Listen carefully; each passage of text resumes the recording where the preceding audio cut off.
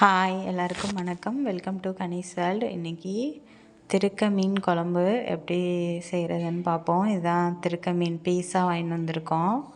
இந்த திருக்க குருவி திருக்க அப்படின்னு சொல்லுவாங்க. மேலே கொஞ்சம் கருப்பாக டார்க் கலரில் இருக்கும். அதனால் அது குருவி திருக்குன்னு சொல்லுவாங்க. இதை நல்லா வெட்டிட்டு இதை ரொம்ப க்ளீன் பண்ணுறது ரொம்ப ஈஸி. கொஞ்சம் நல்லா தேய்ச்சிட்டு அந்த கருப்பாக உள்ள இடம் மட்டும் தேய்ச்சிட்டு அதுக்கப்புறம் உப்பு மஞ்சத்தூள் போட்டு உரசிட்டு அலசி எடுத்தோன்னா க்ளீன் ஆகிடும். ரொம்ப டேஸ்ட்டு ரொம்ப சூப்பராக இருக்கும் இந்த மீன். அப்புறம் குழந்த பிறந்தவங்க அந்த மாதிரி உள்ளவங்களுக்கு இந்த மீன் சாப்பிட்றது ரொம்ப நல்லது. வாரத்துக்கு ஒரு நாள் இல்லை மாதத்துக்கு 2-3 நாள் சேர்த்துக்கலாம். குழந்த பிறந்த தாய்மார்கள்லாம் ரொம்ப நல்லது.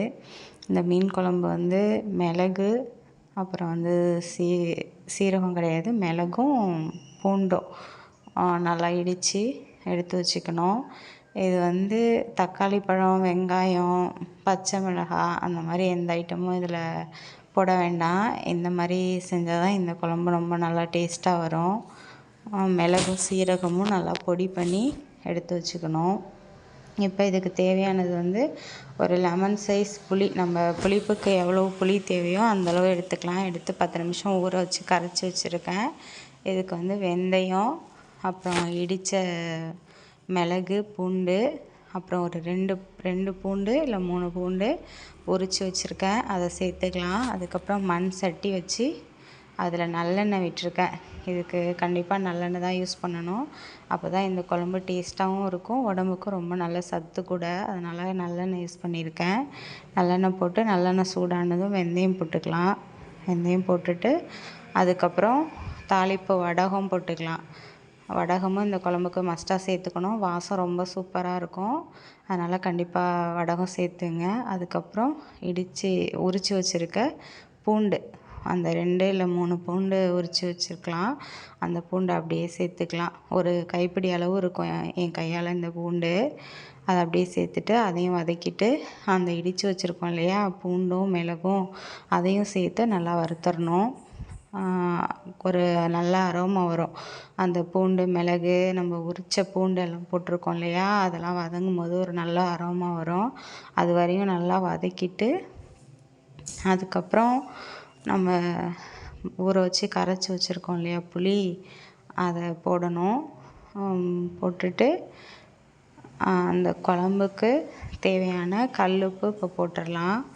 கல்லுப்பு போட்டுட்டு அதுக்கப்புறம் நம்ம வீட்டில் அரைச்ச குழம்பு மிளகாத்தூள், நார்மலாக நம்ம வீட்டில் அரைக்கிறோம் இல்லையா குழம்பு மிளகாத்தூள், அந்த மிளகாத்தூள் சேர்த்துக்கணும். அதுக்கப்புறம் தனி மிளகாத்தூள், இது 2ம் போடணும். போட்டு குழம்ப நல்லா கொதிக்க விடலாம். ஒரு 10 to 15 நிமிஷம் நல்லா கொதிக்கணும். கொதித்து அந்த சிம்லேயே வச்சு கொதிக்க வைக்கணும். கொதிக்க வச்சா தான் அந்த பச்சை வாடெல்லாம் போகும். போனதுக்கப்புறம் நம்ம மீன் சேர்த்துக்கலாம்.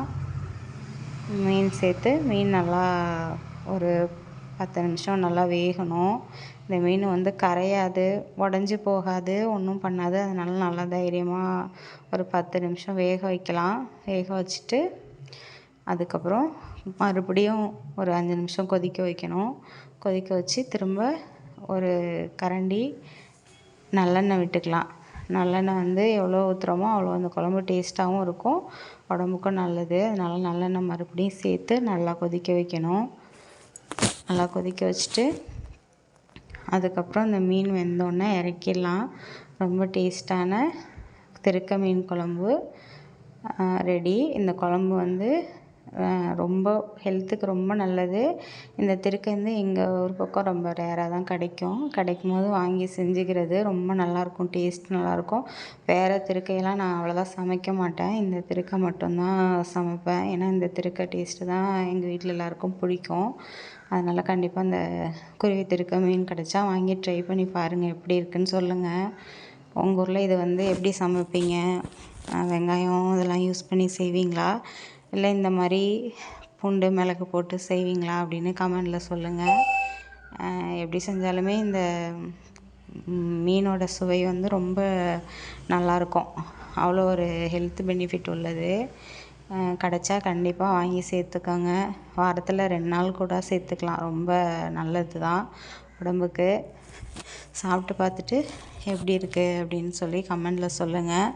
இறக்க போகும்போதும் கொஞ்சோண்டு நல்லெண்ணெய் விட்டு இறக்குனீங்கன்னா ரொம்ப நல்லாயிருக்கும். எண்ணெய் பிரிஞ்சு வந்ததும், குழம்புலேருந்து எண்ணெய் பிரிஞ்சு வந்ததும் இறக்கிடலாம். ரொம்ப டேஸ்டியான மீன் குழம்பு ரெடி. இது சாதத்துக்கு கூட நல்லாயிருக்கும், இட்லி தோசைக்கும் நல்லாயிருக்கும். சைட் பை சைடு டீ போட்டாச்சு. டீ இல்லாமல் அந்த நாளே போகாது. அந்த 11 மணிக்கு சமைக்கக்குள்ளே அந்த டீ குடித்தா தான் மனதுக்கு இதமாக இருக்கும். அந்த சமையல் வேலையுமே ஒரு ஃபுல்ஃபில்லாக பார்த்த மாதிரி இருக்கும். எத்தனை பேருக்கு இந்த மாதிரி மதியம் டீ குடிக்கிற பழக்கம் இருக்குது? எனக்கு இதை மாற்றிக்கணும்னு நினைக்கிறேன். ஆனால் கண்டிப்பாக மாற்றிக்க முடியாது போல். ஏன்னா ட்ரை பண்ணி விட்டாச்சு.